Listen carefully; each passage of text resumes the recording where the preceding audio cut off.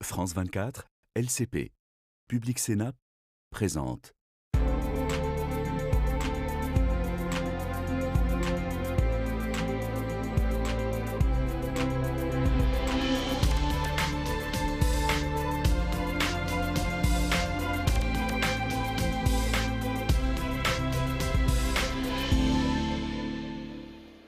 Merci de nous rejoindre à Bruxelles, où les Européens sont très inquiets après avoir été exclus, tout comme les Ukrainiens d'ailleurs, du début des discussions entre les États-Unis de Donald Trump et la Russie de Vladimir Poutine concernant la paix en Ukraine. Un camouflet qui pourrait être lourd de conséquences sur l'avenir et la sécurité de ce pays en guerre et du territoire européen. Alors d'ailleurs, dans l'urgence, le président français Emmanuel Macron a réuni plusieurs fois et par petits groupes les chefs d'État et de gouvernement de l'Union européenne pour tenter de formuler une réponse européenne aux manœuvres américaines et russes.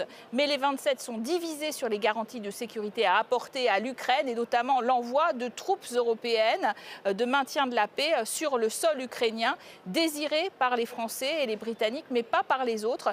Quant au renforcement rapide des capacités de défense européennes, il fait débat entre les pays très atlantistes comme l'Italie et la Hongrie et les autres qui se détournent d'une administration Trump jugée peu fiable. Alors pour en parler, 3 eurodéputés sur ce plateau. Tobias Kremer, bonjour.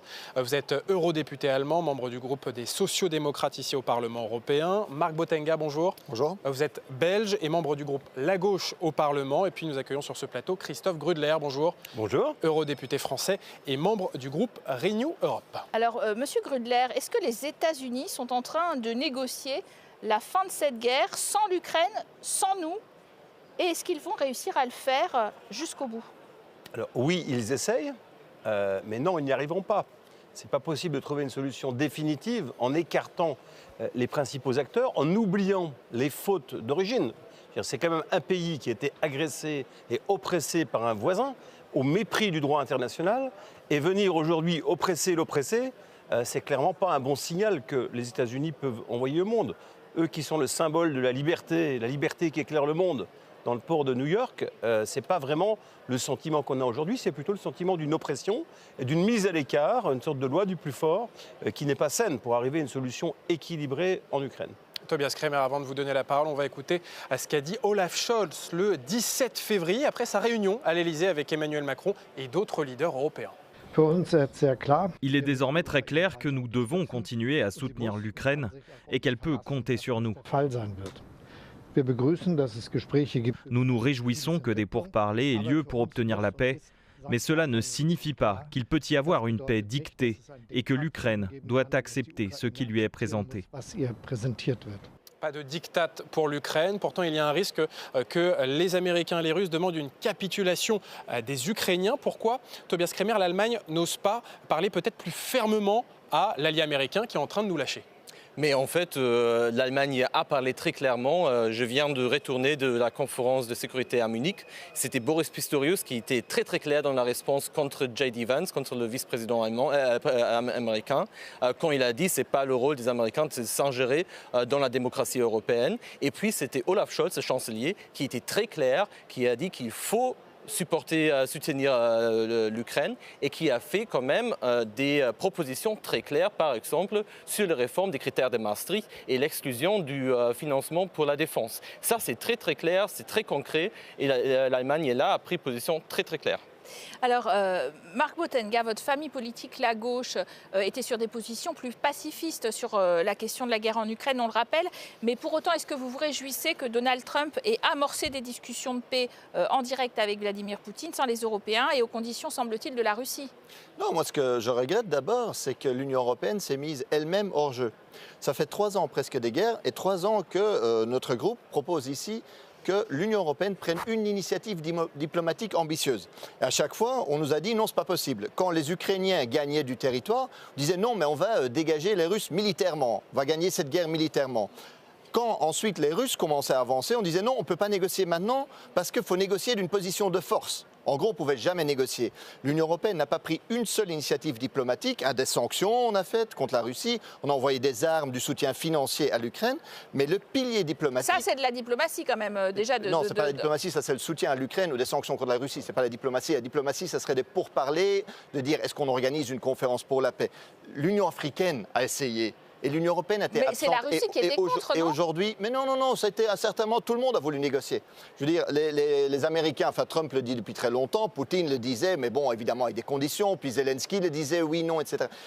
Le rôle de l'Union européenne pour une guerre sur son territoire aurait aussi été d'organiser une conférence pour la paix. Et les partis traditionnels n'ont pas voulu. Et aujourd'hui, effectivement, on paye le prix. Non, bien sûr que non, je ne suis pas d'accord. Pour avoir une paix, il faut être deux. Les Russes sont les agresseurs, ne cessent d'opprimer un on peuple l'a fait en Azerbaïdjan et en Arménie. un peuple souverain avec des frontières internationalement reconnues. Oui, c'est une violation du droit international. Absolument. On ne peut pas, nous, admettre ça en disant maintenant on fait la paix et on reconnaît l'annexion d'une partie du territoire. Monsieur Grudler, vous n'avez pas eu le même discours quand Israël violait le droit international. Israël fait un génocide, vous ne prenez pas de sanctions. Non, mais partez sur d'autres sujets quand ça vous gêne. Non, je vous comprends bien. Moi, j'ai un discours absolument pas. Monsieur Botenga, moi, je défends le droit international ici, au sein de l'Assemblée. Non, mais oui, c'est ça. Oui, vous défendez vraiment le droit international. Moi, oui. En Ukraine et au Congo. Si on peut revenir sur l'Ukraine. Réaction de Tobias Kamal. Parce que là, il y avait et il y a, et je vous dis ça autant que diplomate, parce qu'avant que j'étais élu, je l'ai vu de près. Il y a eu tout le temps des initiatives diplomatiques parce que les Ukrainiens sont les premiers à vouloir la paix. Nous avons essayé d'organiser, y inclus avec les Chinois, des conférences de paix. Et c'était clair, chaque fois, à nouveau. Et chaque fois quand je parle avec mes collègues à Moscou, qui sont là, des diplomates, la Russie n'a aucun intérêt à l'instant de... C'est bizarre qu'ils le font aujourd'hui alors.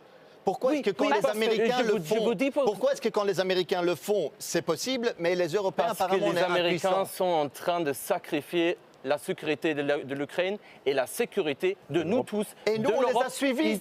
Mais c'est ça. Non, mais pendant 3 ans, vous vous êtes mis à la remorque des États-Unis. Tout le monde a compris que vous êtes à la remorque de la Russie. Tout le monde le sait. Non. Je voudrais qu'on parle des garanties de sécurité à apporter à l'Ukraine. C'est quand même le vrai sujet et c'est un sujet qui divise les Européens, notamment la possibilité d'envoyer des troupes européennes de maintien de la paix sur le sol ukrainien. C'est une solution qui est plutôt avancée par la France et la Grande-Bretagne. Christophe Grudler, ça peut être une vraie solution de sécurité pour l'Ukraine? Très clairement, oui. Il faut l'avancer maintenant. L'Ukraine, c'est à 1000 km de la France. Donc on est menacé demain. Si on n'agit pas aujourd'hui en Ukraine, demain, les Russes sont en Europe occidentale. Il faut être tout à fait clair là-dessus. Donc tout ce qui peut aider à contenir les Russes le plus loin possible de l'Union européenne, il faut absolument le faire. Donc je suis évidemment favorable, à titre personnel évidemment, à envoyer des troupes en Ukraine, pas que pour le maintien de la paix. S'il faut qu'on aille défendre la démocratie, moi je suis aussi favorable dans le cadre d'un accord international. Pour faire la guerre aussi. Je vous parle bien à titre personnel, je pense qu'il est tout à fait important de défendre la démocratie face à des dictatures. Donc s'il faut se lever très fort pour défendre les démocraties, faisons-le.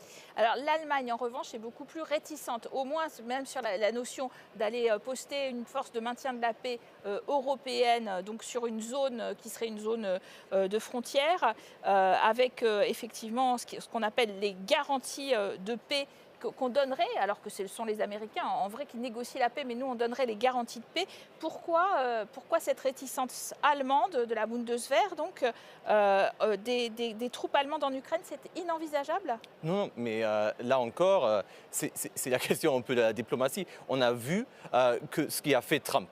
Trump, c'est un mauvais négociateur. C'est la première chose que nous, on apprenne si on a la formation de diplomate, c'est on ne donne pas tous ses atouts et toutes ses demandes avant que les négociations commencent. Et c'est la même chose ici. Notre but devrait être avoir encore les Américains dans les garanties de sécurité parce que cela nous rend plus sécures.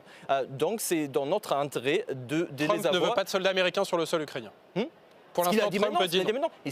C'est en train de négociation. Mais on n'est pas encore entré dans une négociation. C'est pourquoi c'est important, avant qu'on trouve déjà, on a des fantaisies comment ça pourrait être dans quelques années. Non, il faut être très clair. De l'autre côté, il faut avoir les options. Les ministères de Défense sont en train d'envisager tout cela.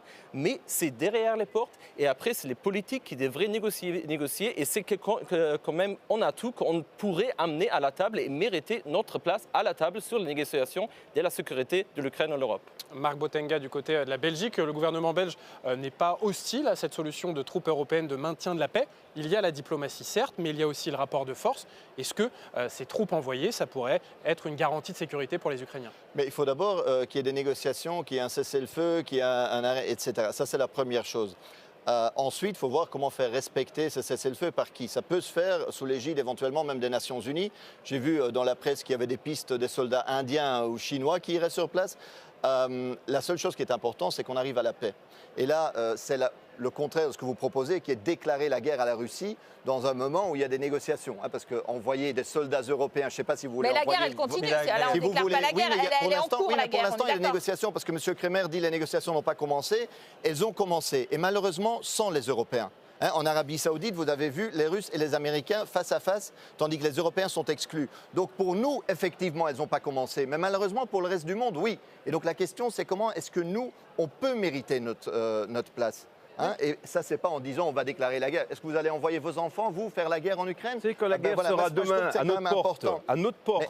Arrêtez, on n'aura plus le choix et il sera trop tard. Monsieur Grudler, vous avez une responsabilité en tant que politicien d'expliquer les vraies menaces et les fausses menaces. Les chars russes à Paris, c'est pas réaliste. Ce qui est réaliste, ce sont des armes nucléaires. Non, mais c'est ça. Je veux dire, les Russes seront à Paris, vous le savez très bien, que ça, c'est pas pour demain. Ils n'ont déjà pas conquis, heureusement, la moitié de l'Ukraine. Par contre, la menace nucléaire est une menace réelle. Et c'est face à cela que vous devez avertir les citoyens, et non pas en faisant déviation avec des fausses. Parlons de justement, vous dites, tous les deux, vous dites la menace russe est bien réelle, elle est à nos portes et ils iront taper sur les prochains sur la liste sont des pays européens. On entend de ce côté-là.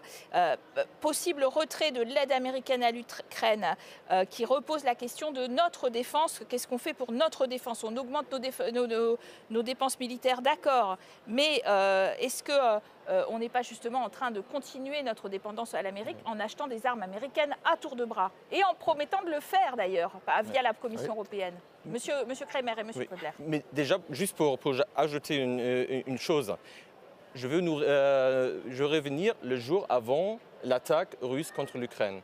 Les demandes russes n'étaient pas seulement sur l'Ukraine, c'était sur la sécurité en Europe. C'était sur la question où nous, en tant qu'Européens, pouvons avoir notre troupe, nous pouvons être alliés. Et ça montre que ce n'est pas sur l'Ukraine, ce n'est pas une question de l'Ukraine maintenant, c'est une question de la sécurité en Europe. Bien sûr. Et si vous m'écoutez pas, pas de souci, mais je crois qu'il est sérieux que nous devons au moins écouter à nos services secrets qui disent, que ce soit les services secrets allemands, français, danois, ils disent tous que 2028, 2029, la Russie pouvait être capable et est en train de préparer d'être capable d'attaquer le territoire européen, de l'Union européenne et de l'OTAN. Et c'est pourquoi il faut préparer. D'où la nécessité d'un sursaut dans le développement de notre industrie de défense européenne. Oui. Est-ce qu'il faut continuer à mettre notre argent européen, par exemple, pour acheter des armes américaines? Christophe Grudler. Clairement non. Ça serait vraiment la double peine. La solution, c'est un concept. C'est ce qu'on fait actuellement. C'est un concept, oui, malheureusement. Et donc il faut veiller, c'est tout le travail qu'on fait en commission de la défense avec EDIP, l'IRPA, toutes des thématiques pour renforcer les bases industrielles européennes et pour acheter du matériel européen. Il n'y a rien de pire que d'entendre des gens dire on va maintenant passer à 30% du PIB pour la défense, mais on va acheter américain. Ça serait quand même un comble. Il faut retenir le principe d'autonomie stratégique. Ça veut dire, mot français né dans le livre de la défense en 1993, ça veut dire avoir son destin entre les mains avec un pilier de la défense européen qui ne dépend pas de l'OTAN et qui doit monter, parce que l'OTAN, un jour, ça va être fini, et ça risque aussi d'être fini très rapidement. La mort et ensuite, il faut qu'on par... achète du matériel entre Européens, et que les fonds des Européens servent à acheter du matériel de défense européen. Il y a peut-être une division avec les Allemands, entre les Français et les Allemands sur ce point. C'est seulement un peu plus compliqué que ça. D'acheter des armes, etc., c'est pas comme faire des courses à Monoprix. Hein. Oui, elles n'existent pas encore, elles ne sont pas assez fabriquées. C'est ça. Même ASAP est fait pour ça. ASAP est fait pour ça. Mais elle est en train de faire. Mais le problème, c'est que il n'y a pas assez d'armes en Europe pour les acheter. C'est ça le problème. C'est pourquoi il faut d'abord réviser, faire marcher notre industrie européenne de défense. Et c'est ça qu'on a fait avec EDIP et on a dit. Alors Marc Bocktenga, votre groupe La Gauche était plutôt opposé à l'adhésion en tant que telle de l'Ukraine pour des raisons sociales. Mais quand on voit que Poutine et Trump désormais disent « Ah ben, de toute façon, l'entrée dans l'OTAN interdit. Peut-être qu'on acceptera l'entrée dans l'UE. Comme garantie de sécurité, ça vous paraît important peut-être ces adhésions à l'Union européenne? Vous savez, moi je suis pour plus de coopération européenne au niveau défense, au niveau militaire. Mais force est de constater qu'aujourd'hui l'Union européenne n'est pas prise au sérieux, ni par les Russes, ni par les Américains. Donc est-ce que c'est une bonne garantie? Je pense que ça ne garantit rien à personne parce que pour l'instant, on n'a même pas de position européenne. On voit bien que les sommets à Paris, là où les uns sont invités et les autres pas, ça ridiculise aujourd'hui l'Union européenne sur le théâtre mondial. Christophe Grudler, faire rentrer l'Ukraine dans l'Union européenne, ce serait une garantie de sécurité suffisante pour les Européens? Ça peut être un élément, mais ce n'est pas suffisant, très clairement. Il faut qu'on s'organise au niveau de la défense, au niveau de l'Europe. Alors ça peut inclure aussi la Grande-Bretagne, que je mets dans le même paquet. Il faut qu'on s'organise entre nous et qu'on ne dépende pas des autres. C'est simple. Et après, on peut être des partenaires mondiaux pour la paix entre le monde, etc. Mais on est d'abord là pour assurer la défense de l'Europe. Je préfère d'ailleurs toujours parler de la défense de l'Europe. Je trouve que c'est mieux que de parler de l'Europe de la défense.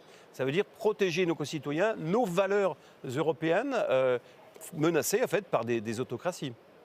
Et pour conclure, peut-être être plus indépendant de nos alliés américains qui sont peut-être en train de nous lâcher, Tobias Kremer? Notamment de l'OTAN et versus le traité, finalement, l'article 42.7 du traité de l'Union qui prévoit une assistance mutuelle? Déjà l'Union européenne prévoit une assistance de support, de soutien militaire mutuel.